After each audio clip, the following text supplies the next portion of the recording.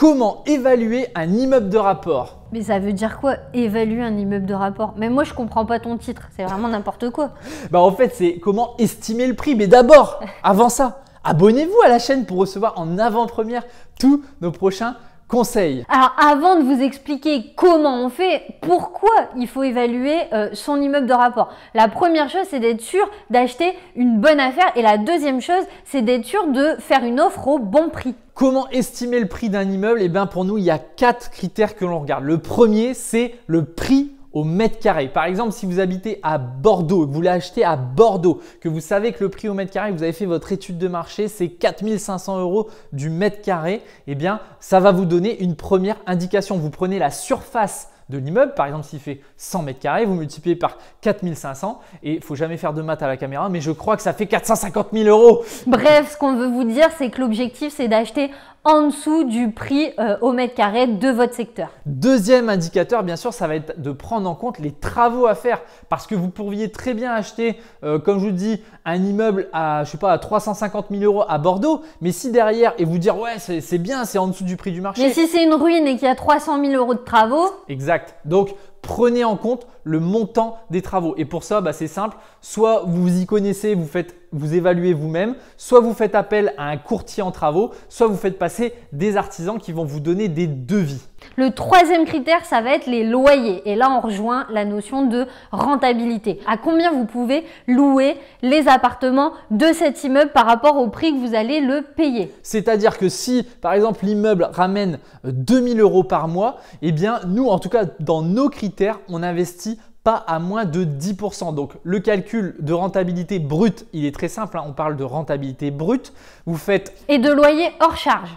Vous faites, je peux te dire quand même la formule, non. 12 fois le loyer hors charge divisé, je fais bien la barre divisée, par le prix d'achat, frais d'agence inclus, plus les travaux. Alors nous, on n'inclut pas les frais de notaire, c'est simplement pour simplifier le calcul. Dans un second temps, on va calculer beaucoup plus dans le détail des rentabilités nettes pour vraiment savoir combien il nous reste dans la poche. Mais le premier calcul pour aller vite et savoir si on fait face à une bonne affaire potentielle, eh bien, c'est celui-ci. Et quatrièmement, c'est la qualité du bâtiment. Par exemple, ici, le bâtiment où on habite, c'est vraiment premium parce qu'on a de la hauteur sous plafond, on a du parquet. On a une façade magnifique, c'est une ancienne maison de maître en fait qui est ici. Et du coup, un bâtiment comme ça qui est de très bonne facture, qui va perdurer dans le temps, vaut plus qu'un bâtiment un peu plus bancal. Donc la rentabilité, on pourrait se permettre, si on voulait acheter ce bâtiment, de payer peut-être 9% de rentabilité par rapport à un autre immeuble qui serait moins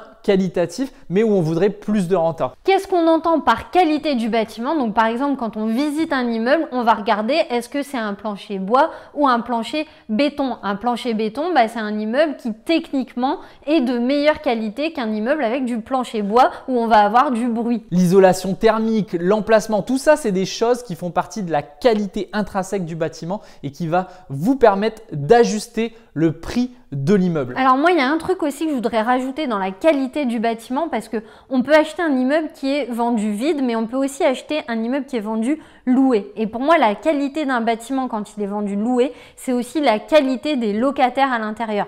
Quelle est leur situation? Est-ce qu'ils ont des revenus stables? Est-ce qu'ils ont des garants?